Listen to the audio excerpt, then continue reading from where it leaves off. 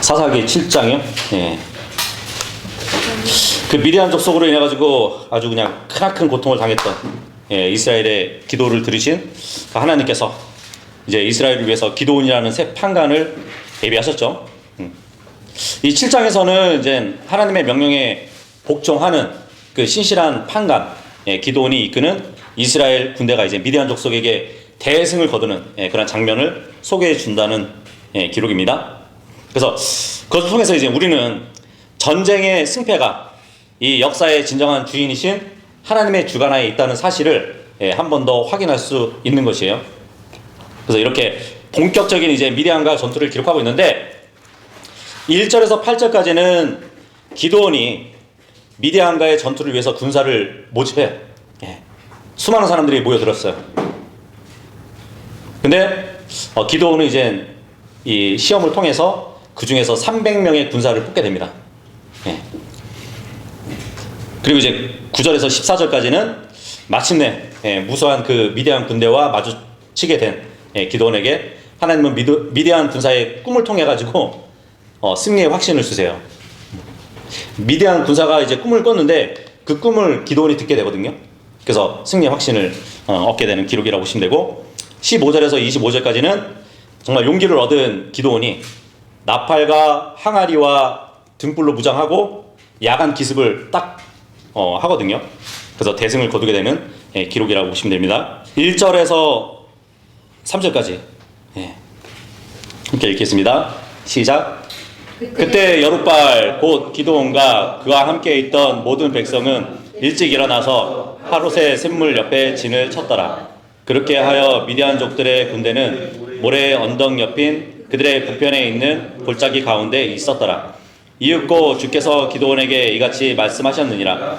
너와 함께한 백성의 손안에 미디안족들을 넘겨주기에는 그들이 나에게는 너무 많도다. 이는 이스라엘이 나를 대적하여 스스로 과시하며 말하기를 나 자신의 손이 나를 구원하였도다 하지 않게 하려 함이라. 그러므로 이제 가서 백성의 귀에 반포하며 말하기를 누구든지 두렵고 무서운 자 그는 되돌아가고 길라산에서 일찍 떠날지어다 하라. 그리하여 백성 중에서 되돌아간 자는 22,000명이요 남은 자는 10,000명이었더라. 여기서 이제 기드온의 이름, 다른 이름이죠. 여룻바알이라고 불리고 있습니다. 여룻바알이라는 뜻은 이제 바알과 논쟁하다, 아니면은 바알에게 대항하다 이런 뜻이 있어요. 그러니까 기드온이 앞서 6장에서 보니까 바알의 제단을 무너뜨리고 얻었던 별명이잖아요. 그죠? 근데 보통 이 사람들 사이에서 어떤 사람은 자신의 이름보다 별명이 더 유명해질 때가 있어요. 그죠? 뭐 우스갯소리로 불광동 뭐 휘발유? 그죠? 인천오리? 뭐 인천오리, 불광동 휘발유 뭐 이런 별명처럼 이름보다 별명이 더 많이 알려진 인물이 있단 말이죠. 지금 기드온도 마찬가지예요. 기드온이라는 이름보다 여룻바알이라는 이름이 더 유명해져가지고 비록 이제 이 이름을 얻게 된 것도 사실 이 바알 제단을 엎어버리는데 낮에 가지 못했잖아요. 겁먹고 밤에 몰래 바알의 제단을 무너뜨렸지만 사람들에게는 그게 무용담이 된 거예요. 그리고 이 기드온이 이스라엘의 영웅이 된 것이죠. 그래서 바알을 대항한다는 이 기드온의 별명은 순식간에 퍼져나간 거예요. 그래서 그런 이유로 인해 가지고 기드온의 나팔을 불었을 때 수많은 사람들이 전쟁에 참여하려고 이렇게 모인 거예요. 근데 그 수가 32,000명이나 됐대요. 아마도 기드온도 매우 놀랐을 것 같아요. 내가 뭐라고 사람들이 이렇게 모였을까? 그랬을 거란 말이죠. 그래서 이제 사람들이 모여서 지금 보니까 하롯의 샘물 옆에 진을 쳤다고 합니다. 이 하롯샘, 현재도 이 샘이 있어요. 길보아산 그 가장자리에 있는 한 언덕에 이 동굴에서 여전히 흘러내리고 있다고 합니다. 근데 이 장소는 또 사무엘상 29장 1절에 보면 사울이 이끄는 그 이스라엘 군대와 필리스티아 군대하고 싸우기 위해서 진을 친 이스라엘 샘이라고 이렇게 기록이 되어 있어요. 이스라엘에 있는 샘. 근데 여기 하룻이라는 이 뜻이 뭐냐면 두려워 떨다라는 뜻이 있어요. 예.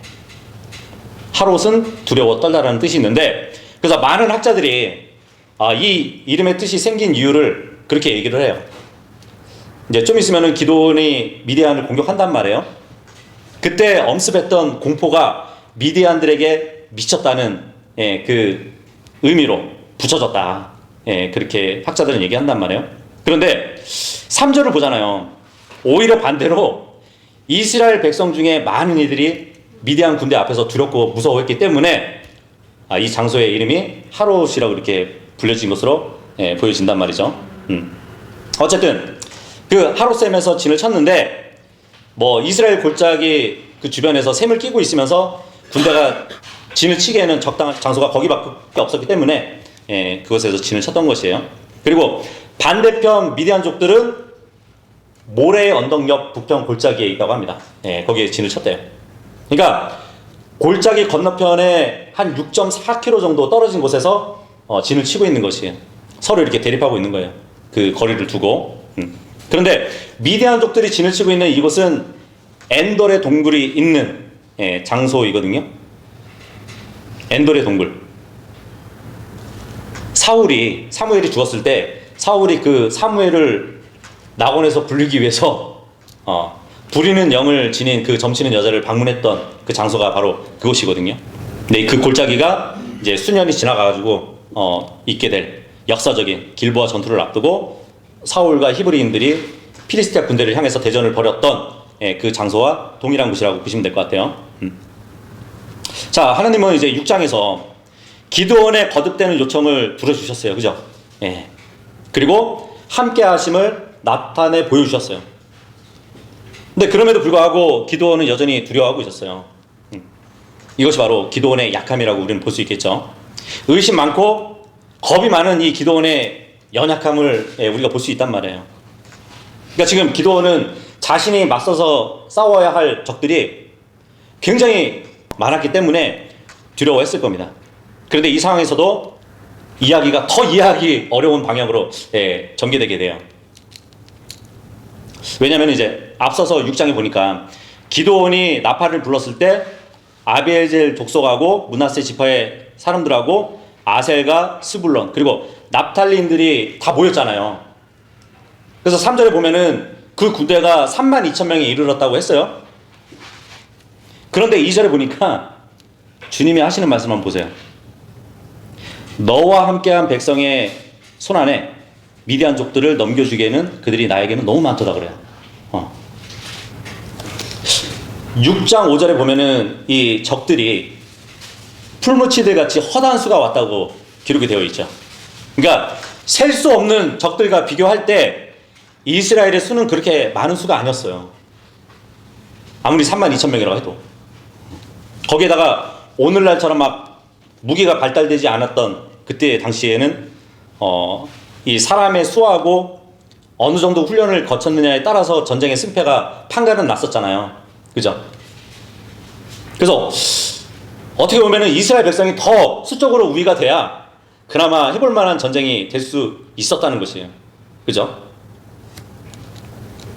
8장 10절에 보면은 이 미디안 군의 숫자가 13만 5천 명이에요. 근데 기드온은 그 숫자보다 4분의 1밖에 안 되는 그 군대를 갖고 있다는 것이잖아요. 그죠? 그런데 하나님은 이스라엘 군대가 너무 많대요. 그 적은 숫자로 어떻게 이길 수 있다는 것이죠? 물론 뭐 역사적으로 보면 예외적으로 3만 6천 명의 알렉산더 대왕의 군대가 60만 명의 페르시아 왕 코레스 3세의 군대하고 싸워가지고 그 가우가멜라 전투라는 게 있거든요. 거기서 이긴 적은 있어요. 그것도 굉장히 대단한 전쟁이었는데 우리나라도 마찬가지죠. 우리나라도 이순신 장군도 그 명랑해전 보면은 13척의 배로 133척의 왜군 함대를 격파했었잖아요. 그죠? 기적적인 승리를 거뒀단 말이에요. 본문에는 그렇게 많지 않은 수의 이스라엘이 뭐 엄청난 병력의 미디안 연합군을 상대하기란 정말 역부족일 수밖에 없었던 얘기예요. 그죠? 그럼에도 불구하고 하나님은 오히려 그 수를 줄이려고 그래요. 근데 그 이유를 보니까 구원의 능력이 오직 하나님께 있음을 알게 하기 위해서래요. 예.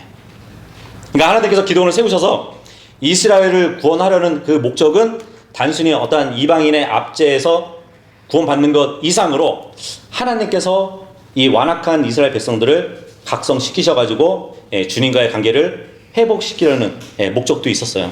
그러기 위해서는 하나님의 위대하심을 보여줘야 되거든요.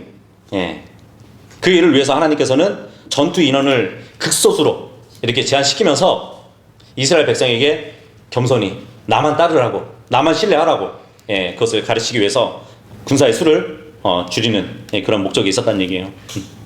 그래서 구원이라는 것은 사람의 많고 적음이 아니라 오직 하나님의 능력에 달려있다는 그 사실을 깨닫게 해주기 위해서, 그죠? 스가랴서 4장 6절에 보잖아요. 거기 보면은 힘으로도 아니요 능력으로도 아니요 오직 나의 영에 의해서니라 만군의 주가 말하노라 그러거든요.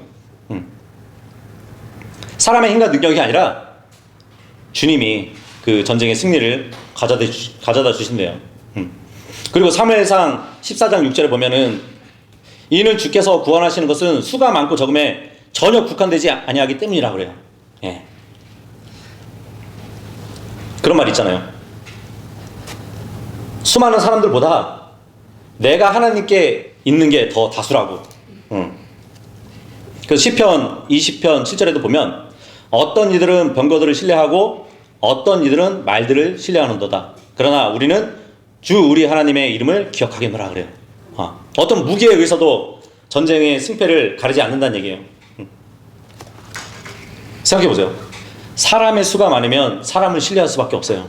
그죠? 사람이 더 많으면 더 큰 일을 할 수 있다고 생각할지 모르지만 하나님은 너 자신의 힘을 신뢰하지 말고 나를 신뢰하라고 하시는 거예요. 뭐 군대 수가 많아가지고 이인의 전술이 먹혀가지고 적들에게 승리를 거뒀다 쳐도 이전의 말씀에 따라서 나 자신의 손이 나를 구원하였도다 이렇게 과시할 거라고 말씀해주고 있잖아요. 그래서 아예 실현성이 없는 그런 조건을 만드셔가지고 하나님만 의지하도록 만들도록 그렇게 하시려는 목적이었단 말이에요. 나 자신의 손이 나를 구원하였다. 이루지 못하도록. 보통 이제 교회에서 간증을 나누는 일도 하죠. 그죠? 근데 보통 간증하면은 자신의 삶에서 역사하신 하나님의 은혜와 능력을 증거하는 일이에요. 그죠? 하나님을 높이는 일이란 말이에요. 그 간증이. 근데 이 간증은 개인적인 경험을 나누는 것을 넘어서 하나님이 어떻게 여기까지 인도하셨는지 드러내는 중요한 수단이란 말이에요. 그런데 막 간증을 한답시고 단순히 자신의 경험을 이야기하고 하나님의 도우심을 딱 한 번 얘기해놓고 결국 내가 믿음이 약했다면 결코 이런 일이 일어나지 않았을 거라고. 내 삶의 어려움이나 고난 속에서도 하나님의 도우심을 입어가지고 내가 이렇게 이겨냈는데 정말 내가 하나님께 순종하지 않았더라면 금식하면서 열심히 기도하지 않았더라면 이겨내지 못했을 거라고. 그래서 간증을 듣다 보면 이제 하나님께서 우리 각자의 삶에서 어떻게 역사하셨는지 깊이 생각해 봐야 되는데 오히려 이제 간증을 듣는 사람들도 나도 저 형제처럼 열심히 다 하고 싶다고. 나도 저 자매처럼 하나님을 잘 섬기겠다고. 그러니까 하나님의 영광을 가로채어 버리는 거예요. 그래서 2절을 다시 보면 주님 앞에서 자신을 과시하는 일은 곧 하나님을 대적하는 거래요. 우리가 지난 시간에도 봤듯이 이 사람은 믿음의 대상이 될 수 없어요. 그죠? 모두가 무가치한 존재들이지만 정말 큰 은혜로 하나님을 만나서 그나마 회복되어 가는 사람들일 뿐이에요. 휴거 전에 영광의 몸을 입을 때까지는 이 육신은 전혀 변하지 않아요. 뭐 이 세상에서 100% 거룩하게 살 수 있다면 뭐 영광스러운 몸은 초자연적인 힘을 발휘한다는 거 말고는 필요가 없잖아요. 그죠? 하지만 우리는 죄를 짓지 않는 그 몸으로 변하게 될 것이란 말이에요. 그러니까 사람을 높이기보다는 영광은 하나님께 이렇게 드려야 되는 것이죠. 그리고 하나님은 사람의 교만한 속성을 잘 알고 계셔요. 그래서 예수님이 하신 말씀 요한복음 2장 24절에 보면은 그런 말씀을 하세요. 예수님께서는 그들에게 자신을 맡기지 아니하셨으니 그분께서 모든 사람들을 아셨기 때문이라 그래요.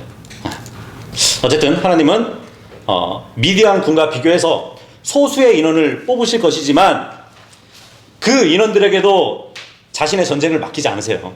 예. 그 군사들의 생각과 마음을 아시는 주님이 그들을 사용하셔가지고 전쟁의 승리를 가져올 것이지만 전쟁을 그들에게 맡기지 않는다는 얘기예요. 예. 그들을 보내놓고 싸움은 주님이 하실 거예요. 이것이 바로 전쟁에 관한 하나님의 원칙이에요. 예. 기드온에게는 32,000명의 군대가 있었지만 하나님께서는 너무 많구나 그러는 거예요 지금. 근데 미디안이 대략 10만 명이나 더 많은 숫자잖아요. 수적으로는 전혀 상대가 되지 않는단 말이에요. 하지만 하나님은 32,000명이 많대요. 그 숫자를 줄이기 위해서 주님은 기드온에게 두 가지 일을 하라고 하십니다. 첫 번째는 뭐냐면 두려워하는 자들을 집으로 보내래요. 예. 3절 보면 누구든지 두렵고 무서운 자 그는 되돌아가고 길라산에서 일찍 떠날지어다 이 말씀을 하고 있어요. 이 말씀을 들었을 때 아마도 여기 군사 중에 하나가 나였다면 저는 얼른 감사함으로 받아들일 것 같아요. 다른 말씀은 몰라도 집으로 가라고 하는 이 말씀은 진짜 목숨을 걸고 내가 순종할 것 같아요. 전쟁이니까. 근데 나 같은 생각을 한 백성이 22,000명이래요. 22,000명이 돌아갔어요. 이제 남은 백성은 1만 명이래요. 네. 근데 모인 백성들 중에 3분의 2가 떠난 것이잖아요. 3명 중에 2명이 돌아갔단 말이에요. 그런데 주님이 이제 두렵고 무서운 자는 되돌아가라고 하셨잖아요. 근데 이 말씀은 그냥 하신 말이 아니에요. 율법에 나온 규정이에요. 신명기 20장 한번 보도록 할게요. 신명기 20장에 보면은 전쟁에 관한 윤리, 전쟁에 관한 규례가 기록되어 있거든요. 신명기 20장 1절부터 보시면 내가 너희 원수들을 대적하여 전투를 치르러 나갔다가 말들과 병거들과 너보다 많은 백성들을 볼 때면 그들을 무서워하지 말라. 이는 주 너희 하나님께서 너와 함께 계시기 때문이라. 그분께서 너를 이집트 지역에서 데리고 올라오셨느니라. 그런즉 너희가 전투에 가까이 갈 때 이러한 일이 일어나야 하리니 제사장은 백성들에게 다가가 전하여 그들에게 이같이 말할지니라. 오 이스라엘아 들으라. 너희가 이날에 너희 원수들을 대적하여 전투하기 위해 다가가고 있으니 너의 마음으로 하여금 낙담하게 하지 말고 두려워하지 말며 떨지 말라. 또한 너희는 그들로 인하여 공포스러워하지도 말라. 이는 주 너희 하나님께서 너희와 함께 가시며 너희를 위하여 너희의 원수들을 대적하여 싸우시고 너희를 구원하시는 분이시기 때문이라 그래요. 지금 이 본문은 신명기 본문은 백성들이 요르단강을 건넌 후에 이제 시작될 가나안 족속과의 전쟁에 있어서 지켜야 할 사항을 언급해 주고 있는 거예요. 가나안 족속들과 이제 접전을 눈앞에 두고 있는 이스라엘 백성들을 향해서 모세가 먼저 권면을 하고 있는데 보통 전쟁에 들어가기 전에 왕들이나 대장들이 이 군의 사기를 올리기 위해서 전쟁에 임하는 용사들에게 담대한 용기를 불어넣어 주잖아요. 어떤 설명으로 오늘 우리 죽자 막 이러면서 우리의 생명을 걸어야 백성들이 살 수 있다고 막 이제 그러한 연설을 하잖아요. 모세도 가나안 정복 전쟁을 이제 우회할 수 없는 상황이에요. 선택적인 게 아니고 반드시 지나가야 할 필수적인 과정이었기 때문에 백성들에게 용기를 심어주고 있어요. 그런데 전쟁에서 열애되는 자들이 있어요. 어떤 자들에게 그 특혜가 주어진다는 얘기예요. 그 신명기 20장 5절 보시면 그런즉 관원들은 백성들에게 이같이 일러 말할지니라. 새 집을 건축하고 그것을 봉헌하지 아니한 어떤 남자가 있느냐? 그가 전투 가운데 죽어서 다른 사람이 그것을 봉헌하지 않도록 그는 자기 집으로 되돌아갈지니라 그래요. 전쟁에서 지금 열애가 된 거예요. 보통 이제 이스라엘 백성들이 장막이나 일반 가옥을 이렇게 짓잖아요. 그게 완공되면은 이것을 기념해가지고 하나님께 드리는 감사 예식을 행했어야 돼요. 보통 이것을 들어가지고 보통 교회에서는 뭐 집들이 예배나 뭐 신장개혁 예배 이런 걸 하잖아요. 그죠? 그런데 새 집을 건축한 지 얼마 안 됐어요. 근데 그 집에서 살아보지도 못하고 전쟁에 참전하게 되면 집 걱정 때문에 마음이 막 나뉘어가지고 전쟁에 전심전력을 하지 못하게 되니까 빠지라는 거예요. 그래서 1년 동안 병역 면제 혜택을 받을 수 있었어요. 참 하나님은 자비로우시죠. 6절도 보시면 다음으로 포도원을 세우고 그것에서 난 것을 아직 먹지 아니한 어떤 남자가 있느냐, 그가 전투 가운데서 죽어서 다른 사람이 그것에서 난 것을 먹지 않도록 그 또한 자기 집으로 되돌아갈지어다. 그래요. 물론 여기서는 조건이 있어요. 아직이라는 말이 있죠. 예, 아직. 그러니까 포도원의 주인이 되기 전에는 어느 정도의 기간을 말하고 있는 것 같아요. 전쟁에 임해야 될 사람이 있는데 이 사람이 포도원을 세웠어요. 근데 포도원의 주인이 되기 전 어느 정도의 기간 동안은 면제를 받았던 것 같아요. 근데 어떻게 포도원을 세우고 바로 주인이 될 수 없을까요? 레위기 19장에 보잖아요. 그러면은 포도나무를 심고 처음 3년 동안은 주인이 그 열매를 먹는 것이 법적으로 금지되어 있었어요. 4년째 되잖아요. 그 열매를 가지고 예루살렘으로 가서 감사 예물로 그것을 먹을 수 있었어요. 그리고 5년부터는 그 열매가 자신의 것이 됐어요. 그 이후로는 전쟁에서 면제 대상이 안 될 수도 있었겠죠. 자, 그리고 7절 보시면 다음으로 한 아내와 정혼하고 그녀를 취하지 아니한 어떤 남자가 있느냐, 그가 전투 가운데 죽어서 다른 남자가 그녀를 취하지 않도록 그는 자기 집으로 되돌아갈지어다. 예. 여자가 약혼을 했는데 한 남자가 미처 아내로 맞아들이지 못한 그런 사람을 얘기하는 것이에요. 근데 보통 유대인들의 약혼하면은 가늠 외에는 파혼할 수 없어요. 혼인 관계랑 똑같단 말이에요. 예. 그래서 정식으로 결혼하기 전까지는 절대 동침할 수 없도록 규정이 되어 있었어요. 그런데 만일 남의 약혼녀를 범하면 반드시 돌로 쳐 죽이는 규정이 있었죠. 물론 이제 약혼자가 전쟁에서 죽으면 재혼을 할 수 있었어요. 아무튼 성경에 결혼하고 1년도 안 된 자들이 병역에서 면제시키도록 규정이 되어 있는 것이에요. 그러니까 아내와 1년이라도 살다가 전쟁에 임하라고. 그리고 이제 약혼을 하고 나서 바로 전쟁에서 죽었어요. 그러면은 재산을 물려받을 자녀가 없이 죽는 거잖아요. 예. 그래서 그런 것도 없도록 배려하기 위해서 이 법을 정해놓은 것이에요. 어쨌든 면제 기간은 1년입니다. 예. 그러니까 1년 동안 그 신혼 기간을 마음껏 가져야겠죠. 자, 그리고 8절 보니까 그 다음에 관원들은 추가로 백성에게 이야기할지니 그들은 이같이 말할지니라. 두려워하고 마음이 낙담한 어떤 남자가 있느냐, 그의 형제들의 마음이 그의 마음과 마찬가지로 낙담하지 않도록 그는 자기 집으로 되돌아갈지어다. 예. 사사기 본문의 용사들 중에서 제외되는 그 자들이 지금 이 8절의 말씀에 의해서 되돌아간 거란 말이에요. 근데 신명기 지금 신명기 8절에 보니까 추가로 백성에게 이야기할지니 그러죠. 추가. 이전 거는 합당했는데 추가로 주어지는 것은 사실 합당한 건 아니에요.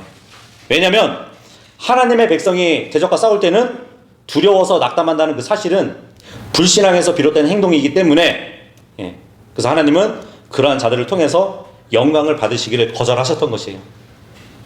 그래서 그러한 사람들은 돌아가게 하신 거예요. 만일 이 사람들이 전쟁에서 승리한다면 하나님께 영광을 돌리기보다는 스스로 자랑할 것이 뻔하거든요. 두렵고 떨림으로 전쟁에 임했는데 승리를 했어요. 봤지? 우리가 이렇게 용맹하게 싸우다고. 그걸 너무나 잘 아셨던 것이에요.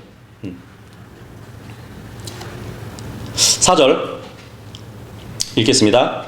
시작. 그러나서 주께서 기드온에게 말씀하시기를 백성이 아직 너무 많도다. 그들을 데리고 물로 내려가라. 그리하면 내가 거기서 너를 위하여 그들을 가려내겠노라. 그리하면 이러한 일이 일어나리니 내가 너에게 말하기를 이 자가 너와 함께 가리라 하는 자 바로 그가 너와 함께 가리라. 누구든지 내가 너에게 말하기를 이 자는 너와 함께 가지 아니하리라 하는 자 바로 그는 가지 아니하리라 하셨느니라. 예. 기도원이 하나님의 말씀을 받들어서 자신의 병사들 중에서 두렵거나 무서워하는 자들을 집으로 갈 수 있게 기회를 줬어요. 그랬더니 22,000명이 떠났어요. 기도원 군대 중에 3분의 2가 사라졌잖아요. 아마도 이제 1차 관문을 통과하고 남았던 이 백성 중에는 아유 저 졸장부들 그러면서 이제 비난을 했을 수도 있을 거예요. 그죠? 자, 그런데 하나님은 지금 남아있는 1만 명도 많대요. 그러면서 또 선별할 것을 명령하고 있습니다. 예. 여기 4절에 보니까 그들을 데리고 물로 내려가면 내가 거기서 너희를 위하여 그들을 가려내겠노라 그러시거든요. 근데 여기서 내가 가려내겠노라 이 영어를 보니까 뭐죠? I will try 그러죠. 예. 모든 한글 번역본들은 다 시험으로 번역이 되어 있어요. 내가 시험하겠노라. 예. 이 try가 시험이잖아요. 그죠? 근데 우리 표준역은 가려내겠노라 이렇게 되어 있어요. 그런데 이 구절에서 표준역의 번역이 더 잘 다가와요. 왜냐하면 이 try라는 이 단어는 1300년대 이제 트리언이라는 그 단어에서 유래가 된 한 가지를 다른 것과 분리한다는 그 의미로 사용되었던 보어예요. 그리고 여기 이 트라이의 히브리어 단어를 보면 차라프라는 단어거든요. 차라프. 이게 또 어디에 쓰였냐면 시편 12편 6절에 보면 주의 말씀들은 순수한 말씀들이라 흙 도가니 안에서 정련되어 7번 정화된 은 같도다. 이 말씀에서 정련되어, 예, 정련한다는 그 말이 이 차라프예요. 그러니까 이 히브리어 차라프는 주로 금과 은 세공자가 훌륭한 그릇이 나오기까지 금속을 재련하는 그 과정에 사용된 단어라고 보시면 돼요. 예. 순수한 금이나 은 그릇이 나오려면 무엇을 분리해야 될까요? 그 금속의 불순물이잖아요. 그죠? 그러니까 하나님은 이스라엘 백성들을 모으고 하나님의 생생한 역사를 증언할 순수한 군사들을 가려내는 작업을 지금 하고 계시는 것이에요. 물론 여기서 시험이라고 해도 오역이 아닙니다. 참 재밌는 사실이 뭐냐면 6장에 보면은 기드온은 이 양털을 가지고 하나님께 직접 몇 번 시험을 했었죠? 2번 했었잖아요. 양털을 가지고 내일 다시 오면은 이 양털만 젖어 있고 이슬들이 주변에는 없게 해주세요. 그리고 또 이제 반대로 한번 또 2번이나 시험했단 말이에요. 근데 마찬가지로 하나님도 2번의 시험을 거쳐가지고 군사들을 가려내는 것을 볼 수 있다는 얘기예요. 5절 6절 읽겠습니다. 시작. 그렇게 하여 그가 백성을 데리고 물로 내려갔더라. 그러자 주께서 기드온에게 말씀하시기를 마치 개가 핥듯이 물을 자기 혀로 핥는 자마다 너는 그를 따로 떼어 놓을지니라. 마찬가지로 물을 마시려고 자신의 2 무릎을 꿇고 엎드리는 자마다 그렇게 할지니라 하셨느니라. 그러자 자기들의 손을 자기들의 입에 갖다 대고 핥는 자들은 수는 300명의 남자들이었더라. 반면에 백성의 나머지는 전부 물을 마시려고 자기들의 무릎을 꿇고 엎드렸더라. 6절에 보니까 손으로 이렇게 움켜쥐고 입을 대고 물을 핥았던 그런 사람들이 있었대요. 그러니까 말 그대로 물을 손에 움켜쥐고 개처럼 핥았다는 얘기예요. 그래서 이제 그 유대 역사가 요세푸스가 이 모습을 보고 그렇게 얘기를 해요. 서서 손에 움켜쥐고 물을 핥는 자, 이 사람들은 마음을 놓고 물을 마시지 못한 것으로 보인다고. 그래서 겁쟁이들이었을 거라고 그렇게 얘기해요. 반면에 무릎을 꿇고 엎드려서 물을 마시는 사람들은 마음에 여유가 있는 용감한 자들이었다고. 그런데 하나님은 그러한 용감한 자들을 떼어보내시고 겁쟁이들을 들어 써가지고 전쟁을 승리하게 하셨다. 그런 주장을 해요. 굉장히 은혜스럽죠? 어떤 분은 서서 물을 핥는 자들은 무릎을 꿇고 물을 마시는 자들보다 훨씬 재빠른 자들이라고, 민첩한 자들이라고. 그래서 전쟁에 보다 적합한 자들이기 때문에 하나님이 그 300명을 택했다고 이렇게 말씀하시는 분들도 있어요. 자, 그리고 어떤 분은 서서 물을 핥았던 이 사람들은 주의를 경계하면서 방심하지 않는 자들로 봐요. 그리고 무릎 꿇고 물을 마시는 자들은 너무 태평스러운 자세를 취한 자들이라고. 근데 이제 앞으로 보면 미디안족들하고 전쟁을 치를 때 어떤 작전을 쓰냐면 항아리를 딱 들고 그 항아리 속에다가 등불을 딱 숨겨둬요. 그리고 미디안족들에게 조심히 침투해가는 그런 작전이거든요. 그렇기 때문에 그렇게 조심히 군 작전을 수행하는 데 있어서 서서 물을 핥았던 그 주의를 경계하면서 먹었던 그 사람들이 더 적합했다고. 그래서 하나님이 그들을 300을 취했다고 그렇게 얘기를 합니다. 깨어있어. 그렇죠. 뭐 깨어 있다고 볼 수 있겠죠. 이렇게 물을 먹는 사람의 모습으로 하나님이 가려냈다는 것이에요. 그러니까 종합적인 견해를 딱 따지면 지금 시내가에 다다랐어요, 사람들이. 근데 곧장 시내를 건너면 이제 멀지 않은 곳에 반대편 적진을 향해서 진격할 것인데 소수의 사람들은 교전에 들어가려는 그 열망으로 시내를 건너면서 그냥 손으로 물을 조금 마시고 신속하게 앞으로 나갔을 것이라는 얘기예요. 근데 다른 사람들은 전투가 임박했는데도 불구하고 두려워하고 조금 이렇게 승리를 기대하지 않았기 때문에 잠깐 서서 이렇게 멈칫거릴 빌미를 찾았다는 것. 그래서 이제 꿇어앉아서 느긋하게 물을 마셨을 거다. 그렇게 보는 거란 말이에요. 어쨌든 급히 손으로 물을 조금 퍼서 적진을 향해 가면서 물을 마신 자들의 숫자는 300명 뿐이었다고 합니다. 7절 8절 읽겠습니다. 시작. 그런즉 주께서 기드온에게 말씀하시기를 물을 핥았던 300명의 남자들로 내가 너희를 구원할 것이요 너희 손안에 미디안족들을 넘기겠노라. 그런즉 다른 모든 이들은 각각 자기 처소로 가게 하라 하셨느니라. 그렇게 하여 백성이 그들의 손에 먹을 거리들과 그들의 나팔들을 취하였더라. 그리고 그가 이스라엘의 나머지 모든 사람들을 각 사람마다 자기 천막으로 보냈으며 그 300명의 남자들은 그대로 두었더라. 그리고 미디안 군대는 그의 밑에 있는 골짜기 가운데 있었더라. 자, 여기 7절도 보니까 물을 핥았던 300명의 남자들 나오죠. 근데 아까 물을 핥는 모습이 뭐와 같다고 그랬죠? 5절에 보니까 개와 같대요. 물을 핥았다는 표현을 보면 개와 같았대요. 근데 참 재밌는 것은 이 세상은 하나님의 말씀에서 벗어날 수 없다는 얘기예요. 보통 군대에서 지상군, 보병 하면은 뭐라고 부르죠? 땅개라고 부르죠. 미국에서도 도그 페이스라고 불러요.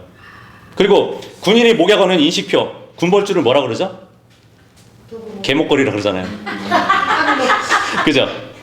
마찬가지로 미국에서도 보면은 도그 태그라고 그래요. 도그 태그. 재밌죠?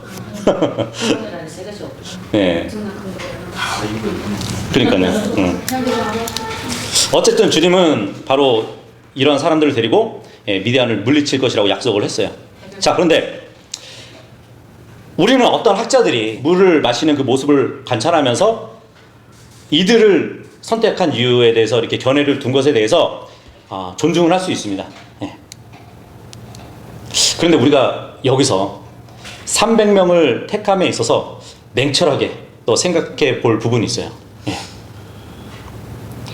두려워 떠는 자들을 집으로 돌려보낸 것, 이것은 굉장히 쉽게 이해가 될 수 있어요. 그죠?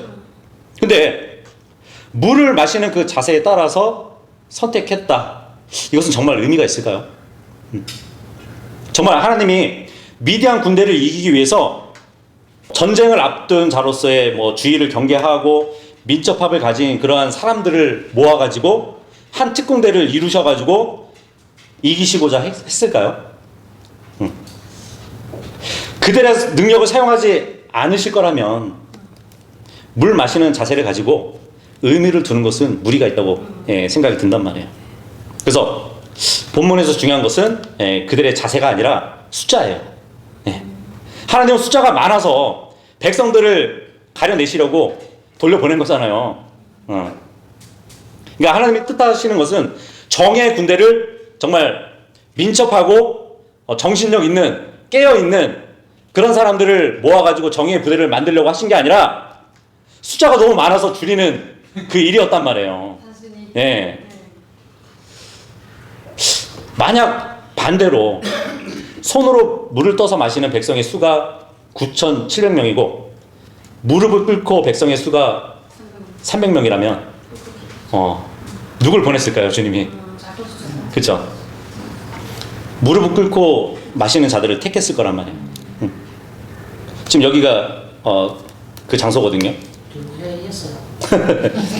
거기서 이제 성지순례 가면 이제 그 기도원 군사들이 마셨던 그 강인데 다 무릎 꿇고 먹죠. 그냥 편하게 마시려고 이렇게 꿇고 있는 거예요. 네. 그래서 지금 이 과정은 전쟁에 알맞은 용사를 선발하는 과정이 아니란 말이에요. 전쟁에 나갈 만한 최후의 300명을 뽑고 있는 것이 아니라 사람의 수를 줄이기 위한 목적으로 이 일을 하신 거란 말이에요. 예. 하나님은 지금 세상 어디에도 없는 전쟁의 기술을 사용하실 건데 어떤 군사도 어떤 지략가도 어떤 전문가도 이런 전략을 세우지 않아요. 그죠? 나보다 훨씬 많은 그 적의 수를 상대하면서 오히려 아군의 수를 줄이고 있어요. 이것은 정말 상식에 맞지 않잖아요. 그죠? 할 수 있다면 조금이라도 더 사람들을 모으는 것이 유리한데 그것이 전쟁에 이길 수 있는 확률을 높이는 방법인데 하나님은 기도원에게 정반대되는 일을 시키셨단 말이에요. 이렇게 해서 이제 처음 모인 사람들 99% 이상이 떠났습니다. 100명이 모였는데 99명의 사람들이 집으로 돌아가고 만셈이에요. 자, 그러면 남은 사람들은 전쟁할 마음이 생길까요? 더 두려웠다는 거예요. 그 적은 풀무치 때와 같이 많은데 그나마 모였던 사람들마저 돌려보내고 300명만 지금 남았단 말이에요. 이런 상태로 어떻게 싸우고 어떻게 이길 수 있을까요? 네, 하나님이 말씀하셨잖아요. 7절에 그런즉 주께서 기드온에게 말씀하시기를 물을 핥았던 300명의 남자들로 내가 너희를 구원할 것이요 너희 손안에 미디안 족들을 넘기게 놓으라 그래요. 자, 물을 서서 핥았던 사람들? 아니죠. 그냥 물을 핥았던 300명의 남자들로 내가 너희를 구원할 것이래요. 그래서 어떻게 될지, 어떻게 가능할지 지금 상황은 정말 이해할 수 없었을 것이에요. 현실적으로 납득되지 않는단 말이에요. 하지만 하나님은 말씀하세요. 내가 여기 있는 300명으로 너희를 구원하겠다고. 네. 뭐 어떤 분은 더 나가서 이런 선별 작업은 우상 숭배로 더럽혀진 그 자들을 제외하고 남은 자들을 택한 거라고. 무릎을 꿇고 마셨던 사람들은 우상 앞에서 무릎을 꿇었던 자들이라고. 그래서 하나님은 우상 숭배와 이방인의 의식으로 타락하지 않고 하나님을 신뢰하는 용기 있는 믿음을 가진 사람들만 골라냈다고.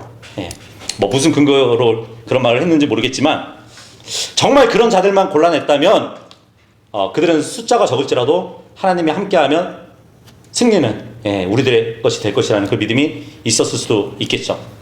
어쨌든 기드온에게는 300명의 군사만 남았습니다.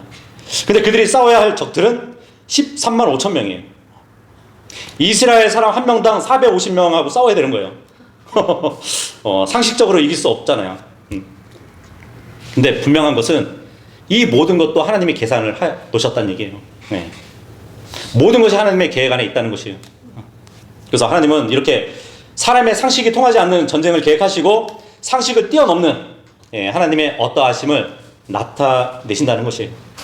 그래서 전쟁에서 승리는 사람이 아니라 전적으로 하나님이 하신 일이라는 것을 분명히 하시는 거예요. 근데 300명의 적은 수처럼 우리의 약함도 있어요. 그죠? 근데 우리도 처음부터 하나님의 계획 안에 있는 사람들이에요. 나의 약함 때문에 하나님의 계획에 차질이 생기는 것이 아니에요. 이거 예상하지 못했던 일인데 이 일을 어떻게 처리하면 좋을까 막 생각할 수도 있지만 우리는 이렇게 말할 수 있지만 하나님은 이미 아세요. 우리의 삶의 시작부터 우리의 삶의 끝까지 하나님의 전능하신 그 손, 그 아래에 있다는 것이에요. 그래서 하나님이 우리 각자에게 완벽함이 아니라 약함을 허락해 주셨어요.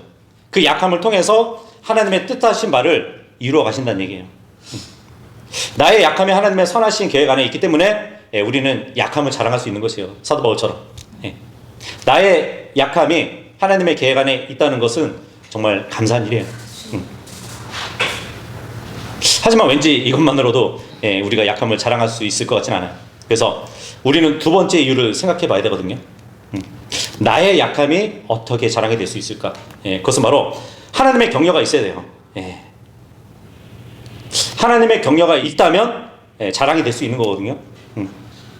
하나님은 인간의 연약한 그 면모를 깊이 이해하시고 자신의 자녀가 신음하고 아파하는 부분에 대해서 깊은 애정을 가지시고 돌봐주시는 분이시거든요. 그래서 하나님의 그러한 사랑과 자비를 깨달은 자라면 비록 내가 연약하고 보잘것없다 할지라도 전능하신 하나님의 후원을 굳게 믿고 담대히 나아가야 될 것이에요. 그래서 하나님의 격려로 힘을 얻고 전쟁에 임하는 그 기도원의 모습을 보고 우리가 다음 주에 또 이어서 교훈을 얻도록 하겠습니다.